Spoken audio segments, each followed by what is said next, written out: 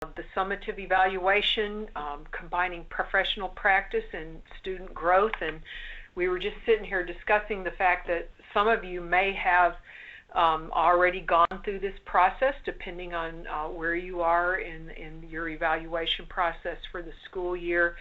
But we hope this will be of some help to you today.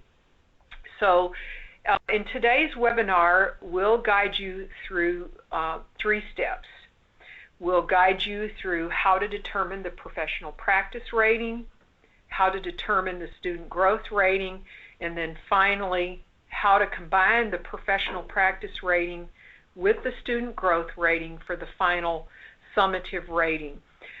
You'll notice in this particular webinar, on each of the slides, I have the 4 page numbers to the Principal Effectiveness Handbook, so that if you want more details and more examples, you can actually go into the handbook where there's some more examples for you.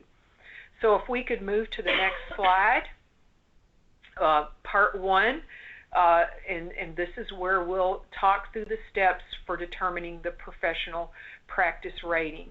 And then let's move to slide number 3. What I wanted to show you, first of all, just as a reminder, we've spent a whole year now at our various webinars pulling apart the framework and looking at the individual parts and pieces of the framework. So I thought it might be good today for you to have one more look at the framework together and how it works now that we've broken it all apart and looked at individual domains and components and how to write growth goals. Let's come back to this bigger picture of the framework. So you can see in the graphic that each of the domains are assessed through you and your superintendent looking at artifacts, at observable evidence, and those artifacts are gathered against the rubrics for each of the domains. So everything you collect, whether it's artifacts or whether it's your evaluator coming into your school and observing you and your practice, all of that evidence is then filtered through the rubrics for each one of the domains. And then if you recall from previous trainings, each of the domains is weighted, and we've talked multiple times, and I'll mention it again later in our webinar today. We recommend weightings for each of the domains. However, you have the option in your district to adjust those weights to meet your needs. So after you filter all the evidence through the rubrics that accompany each one of the domains and the 22 components, then you come up with an average component level score, and that then is your professional practice rating. And in terms of professional practice, you can earn an unsatisfactory rating, a basic rating, a proficient rating, or a distinguished rating. So just a review of that bigger picture of the framework. And you've seen this before. We could go to the next slide. We've also talked about the rubrics. In fact, in the previous 6 webinars, we've spent time unpacking the components within each one of the domains and looking at the performance descriptors for each rubric. So you can see on this slide, just a reminder how the rubrics are structured. We have the components, we have the individual ratings, unsatisfactory, basic, proficient, and distinguished, and then below we have the descriptors. How is basic defined? And the rubrics describe the behaviors and the actions that are present at each level of performance, whether it's basic, proficient, or distinguished. It would be preferable in your process, and hopefully this has occurred throughout the school year, that you've had an opportunity to look at the rubrics and the descriptors in advance and have some discussion, you and your superintendent and principal, on developing an understanding of the rubric. As I've indicated before, we've spent the majority of our webinars unpacking the rubrics so that you would have a better understanding of what they mean. So if we could move to the next slide. So when you're reading the rubric, and to receive a rating on a domain or a component, I should say, a principal, he or she must have a majority of the boxes checked in that categorical rating and a majority of the boxes checked in the previous categorical ratings. So in the example I've provided for you on the slide, this particular administrator has earned a proficient rating, because if you look at the basic column, all the 3 of the 4 descriptors have been checked.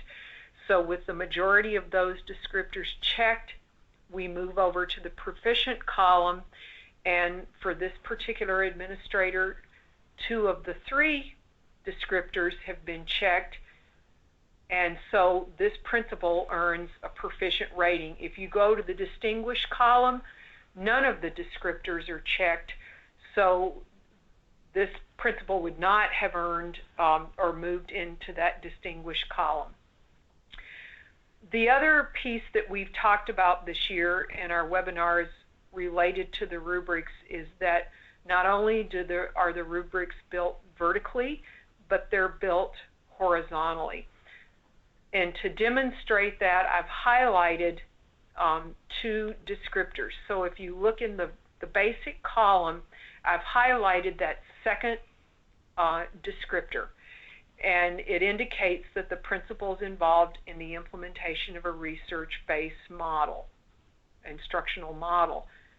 But if you move over to the proficient column and you look at what I've highlighted there, the principal goes one step further than implementing a research-based instructional model. And this next and evaluates the fidelity of the implementation of the research-based model and collects and analyzes data related to the implementation. And to give you a frame of reference from our previous webinars, if you recall the slides in each of our previous webinars that have been titled Leveled Comparisons and Progressions, those are the slides where we've taken the rubrics and broken them down so that you could get a better understanding of that horizontal and vertical movement. And I just wanted to make sure that you could connect this rubric to previous webinars and realize that they're the same. I've just tried to have you look at the rubrics in different ways throughout the course of the webinars. So if we could move to the next slide. So after you use the rubrics to determine the principal performance for each component, the evaluator has to determine an overall professional practice rating. And the Principal Effectiveness Framework recommends a 3-step process to score, calculate, and determine a principal's or assistant principal's summative performance. So step 1, which is the slide we're looking at right now, is the component level performance. And you can see that point values are assigned to performance for each component evaluated. A distinguished rating is assigned 4 points, a proficient rating is assigned 3, and a basic rating is assigned 2, and an unsatisfactory rating is assigned 1. And so you can look at this slide and see that in this example, the principal earned a proficient rating on shared vision for school and student success, therefore earns 3 points, earned a distinguished rating on reviewing and monitoring for school improvement, therefore earns 4 points, and for a total of 7 points on Domain 1. And if you look in the bottom left-hand box, if you earn 7 to 8 points, that's a distinguished rating for Domain 1. Now, I want to make sure that everybody understands this example is based on the concept from the Principal Effectiveness Handbook of evaluating all 22 components. You know that in all the trainings we've done over the last 2 years and in all the webinars, we've recommended, and the minimum requirement is that you evaluate one component from each of the 6 domains. And we've had multiple discussions all year long about how difficult it would be probably to evaluate all 22 components to any degree of depth. I think if you attempted to do all 22 components, it would be more of a checklist process rather than a real in-depth look at what is this component about, and what is the learning there, and what are the standards for the principal. So you could, out of Domain 1, for example, you could just pick one of those to evaluate a principal on rather than 2. So remember, this is just an example. And the other thing I'll remind you of throughout this is, if you recall from our previous trainings, Matt Gill from the DOE developed a great spreadsheet for us that pulls all the calculations together for you, and all you have to do is put the scores in, and everything is automatically calculated. It allows for you to select which components you want out of each domain to evaluate, and the calculation takes care of that. Toward the end of the webinar, Matt's going to talk about that more with you if you're not familiar with it. So if we could move to the next slide. As I mentioned earlier, and we've talked about again in previous trainings, we've recommended the Principal Effectiveness Model recommends weights. As you can see, all along we've recommended weighting instructional leadership at a higher level than the other components. However, the guidelines allow you to adjust these weights to meet the needs of your district. And so what you'll find when you get to the spreadsheet with Matt, he has a calculation built into that also allows you to adjust the weights as well. So let's move to the next. So with that, the weighting in mind, and the slide that we looked at where you determine a domain level rating, let's look at assigning the overall practice rating. And here's an example for how you would figure that. So the above figure shows us how to calculate the overall professional practice rating using the recommended weights. Now remember, you can alter those weights as long as they equal 100%. And so you can see that this principal earned a distinguished in Domain 1, a proficient in Domain 2, a basic in Domains 3 and 4, and proficients in Domains 5 and 6. So you multiply those points earned in each domain times the percentage weight for the points earned in each domain, and you add those up. And then if you look at the lower left-hand box, you can see that with the 2.8 points earned in total for this professional practice rating, this principal earns an overall proficient rating. And you can see how the points are broken down in the bottom left-hand box. So at this point, I'm going to stop for just a minute to see if there are any questions. Questions, you can just say them over the phone, or you can type them into the chat box. Are we open? Okay.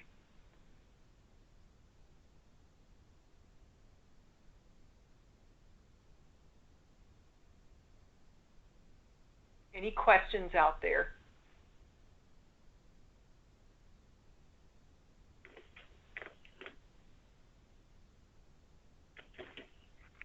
Oh, okay, we're going to go on, but feel free to interrupt me or stop me if you get a question comes up for you as we're moving through this.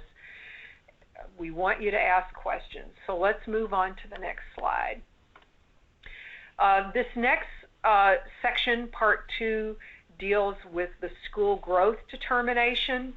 I'll just say this in advance. We know you all probably have a lot of questions maybe related to the new reauthorization and how is that going to impact educator effectiveness, both the teacher and the principal effectiveness model. Any changes occur related to the school growth determination, we'll get those out to you once those conversations have been had and those decisions have been made. You're probably aware that there are work groups that have been meeting over the last 2 weeks to have discussions about how the new reauthorization affects accountability, the valuation models. So today we're going to go through this process as if, and it is right now all the same. Nothing has changed at this point with any of the principal evaluation process. So we're going to go through this the way it is set up now, and if changes occur, we'll get those to you and give you what you need for information. So let's move to the next slide. 2 different student growth measures are factored when evaluating student growth. And you've all been working with SLOs all year.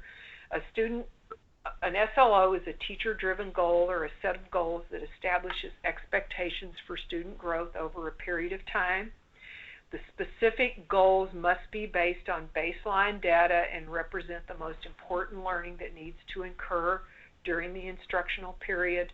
SLOs are aligned to applicable state or national standards and should reflect your school's or your district's priorities. And the development of SLOs provides teachers and principals a flexible framework to establish achievable but ambitious student growth goals. The other piece to the student growth, and we actually had a webinar devoted to this early on, earlier in the year with our webinars, is the AMO or SPI factor. And you know that the SPI is South Dakota's accountability system centered around the 100-point index called the SPI. And you're familiar with that. I'm not going to go into a lot of detail. You also know that we've talked about AMOs. The SPI is that broad first lens that you look at your data and you look at school performance.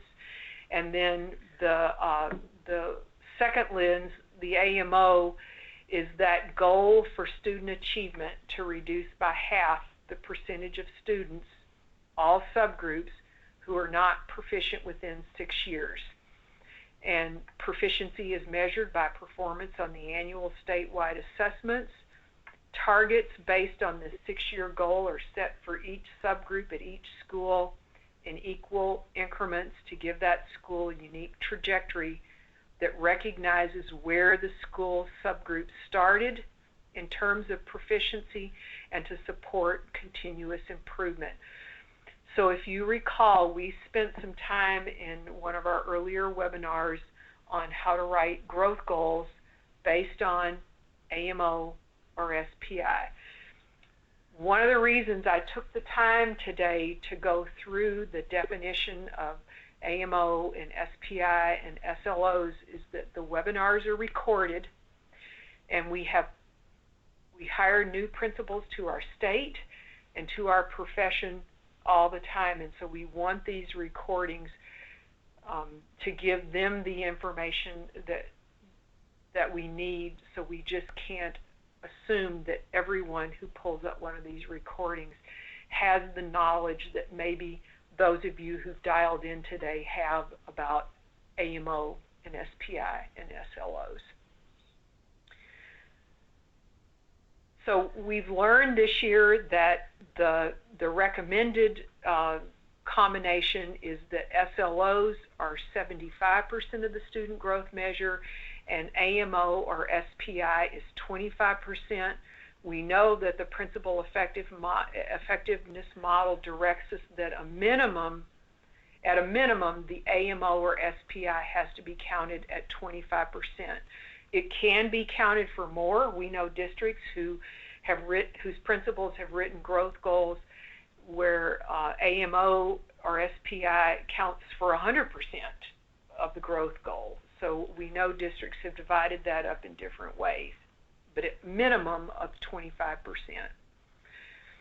If we could move to the next slide.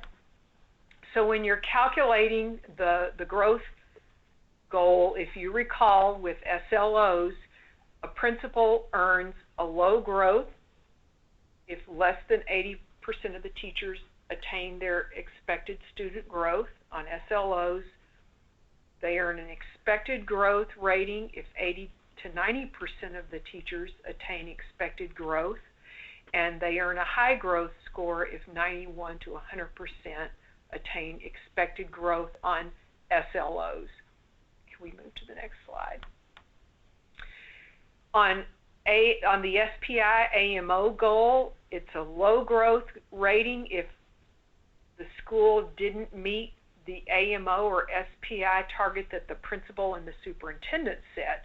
Remember, it isn't the goal that's set, it's not that trajectory over a 6-year period that the state has set goal that you and your superintendent have set together related to that target for a growth goal. Expected growth is that you met either one or both of the targets, and high growth is that you met and significantly exceeded the AMO or SPI targets that you and your superintendent agreed upon for growth. Question?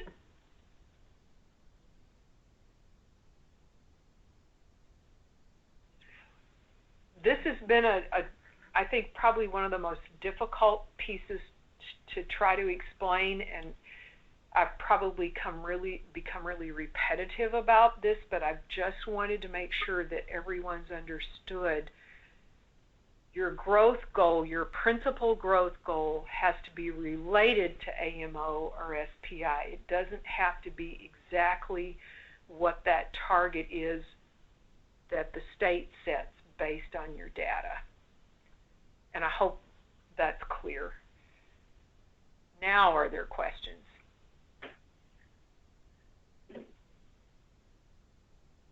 Okay, let's keep going. So when you're calculating that final school growth rating, you can see above, we've put the weight in, the SLOs at 75%, the AMO or SPI at 25%. You know you can alter those weights as long as the AMO or the SPI does not go below 25%. And so in this particular example, the principal a high rating on the teacher's SLOs and an expected rating on the AMI or SPI growth goal, and so earned 3 points for the SLO score, 2 points for the AMO. You multiply that times the percentage, and again you can see this principal earns a total of 2.75 points with a final growth rating of high.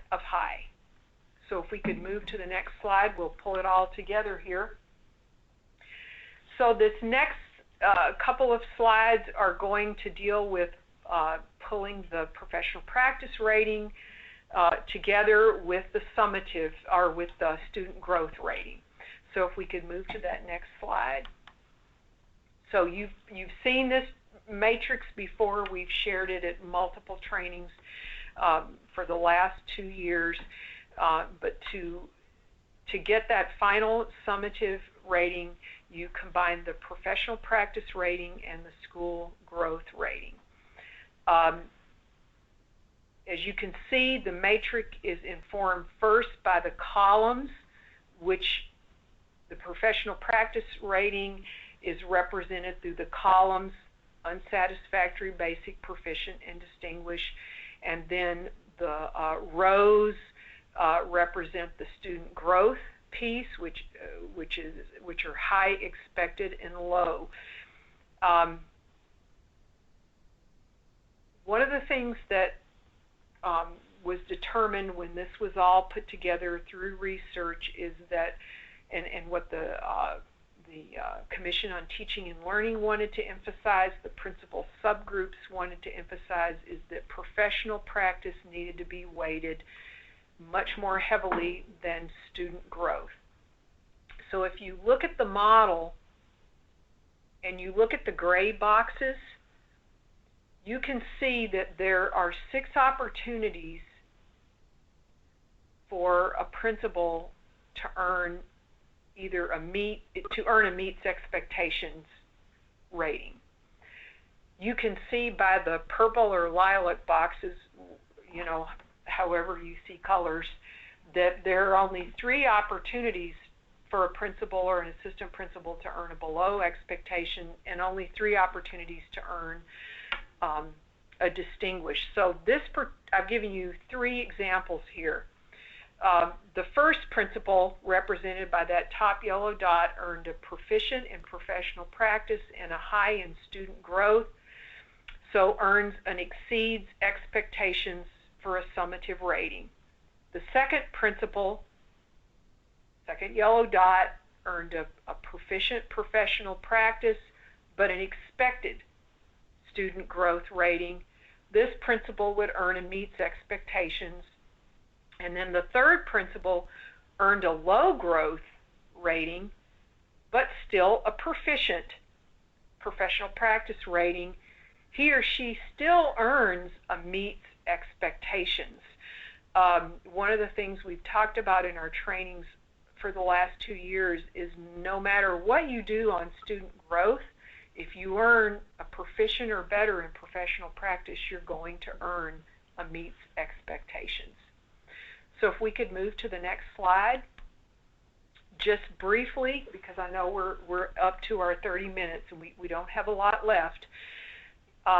You can see that sometimes we have to be able to exercise professional judgment, because sometimes there's a real disparity between the student growth rating and the professional practice rating. A principal earns an unsatisfactory on student growth, or a low on student growth and a distinguished on professional practice, or a high on student growth and a unsatisfactory in professional practice, and how do you account for the disparity there? So in that case, the superintendent or whoever the evaluator is has that ability to exercise professional judgment and assign a rating that he or she thinks is most appropriate. If we could move to the last slide, I want to give Matt an opportunity to pull up the spreadsheet that he developed and talk about that for a little bit. And while he's pulling that up, and you have a link to it here on this last slide, I want to remind you of what I talked about in the email. Our last webinar is only questions and answers, and it would make our last webinar so much more productive if you could send your questions in advance. Then we can make sure we have the answers, and we give you and they're well thought out answers. So we'd really appreciate getting those questions ahead of time. So I'm going to turn this over to Matt to talk about the spreadsheet, and then I'll let him say goodbye once he finishes that. And so have a good rest of your week and a restful weekend. Thank you for your time today. All right, so now you should be seeing the homepage for the Department of Education, which is just doe.sd.gov. If you scroll all the way down to the bottom, or those images, there's a teacher principal effectiveness. There's a guy teaching, smiling. If you click that, and then click on principal effectiveness, so then you're at the principal effectiveness website that has all the information. Scrolling down to the section that has principal effectiveness resources, it's the first set of boxes underneath the contact. Bottom right is principal evaluation rating spreadsheet, so you can click that, and then you have to open it up. It's Excel spreadsheet, and it looks like this. So this first page is just where you fill in your information: name of principal, grades responsible for, date of evaluation, name of evaluation. Across the bottom, notice that there is a tab for every domain. So if I click the first tab, it's vision and goals. And wherever there's a yellow box, that's the area where you can make a change. So if you click in that yellow box, there's a little arrow that shows up to the right of it. Click that little arrow. So if 1.1, if you're evaluating based on that component, you can select the rating there, either unsatisfactory, basic, proficient, distinguished. Notice when I change it from proficient to basic, the score changes. So it updates by itself, and it will give you a domain performance rating. So notice when I change it to distinguished, that changed to distinguished, and it only evaluates on the ones that are chosen. So if I choose, if you're doing two components, it will average those. And so now it's proficient, moving this one, it'll just change for you. And every one of these is the same. Notice that there is a notes section, so you can type evidence here. So that shows up there. So all 6 domains are like that. And then if you click on this green one down here, which is professional practice rating, what it does, it pulls in all of the ratings from the last 6 tabs into this this spreadsheet right here. So remember, domain 1, we had it as basic. It changed for me. And then what it does, and notice these yellow boxes here, it allows you to change the domain weights if you want. So right now it's set at the recommended weights. But let's say vision and goals, you want to change that to 20. And it gets mad at you because now it's adding up to more than 100, or it's not exactly 100. So then maybe you do instructional leadership as 20. So now they all add up to 100% again. And so what it's doing is taking the score times the weight for each domain and then summing those up to give you that 2.8. And notice now proficient, this will update for you. So as you do it, it'll give you your final overall rating, so you don't have to do the math. It does the math for you. Student growth rating, I just noticed I should say school growth rating, but this is the exact same. So you do the number of teachers that got expected or exceed expectations on their SLOs, or high growth, I should say. So there was 9, total number of teachers is 10, so that'll calculate for you. Gives you a 2. AMI SPI goal, this is where you can actually select what it is because you're the one that's calculating that. You're deciding whether or not that goal was met. And then those get pulled into this final student growth rating, and will give you, sorry, it's going crazy. We'll give you your final rating, which is expected with the numbers I put in. And last one is the red tab, summative rating. What's nice about this, it pulls from those last 2 tabs. So it'll, right here, the green, it shows that your professional practice rating was proficient based on the data I put in there. School growth rating is expected from what I put in there. And then what it does, it places you on the matrix for you. So just kind of in your mind, notice it's right there. If I change this on the last slide, let's just say I change it so it's not, we don't get expected. Maybe we'll get maybe only 7. Got it. So now we're at low growth, student growth. Notice now it moved it to low, and it moved you on the matrix for you. So now the X is right there. So that just kind of shows you, and then the last page is just signatures and comments. You can do that. So this is just an easy way to have it do the math for you, in a good way, or it's good documentation as well. And Teachscape also has this built into it now as well. And there are rubrics. If you notice, Matt put back, if you go back to the tabs for each of the domains, we had some good feedback in one of our trainings, and Matt put the rubrics in so that you have the rubrics right there to use as a tool. Yep, so the rubric is at the bottom of each of the 6 domain tabs. So if you scroll down, you'll find the rubrics. And someone gave us good feedback. I don't remember if it happened or not. I'll have to check, and if it's not like this, I will fix it, but that you can actually highlight the ones that you see. So you can just highlight what you're seeing while you're doing the evaluation, so it's just easy color-coded. So if it's not like that right now, I'll get it fixed and updated so it's like that in the near future. So do you have any questions? I'll check this to see. Oops, not my face. Any questions out there?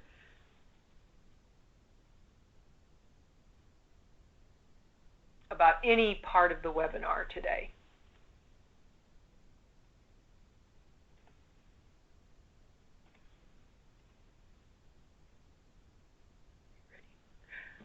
So everyone has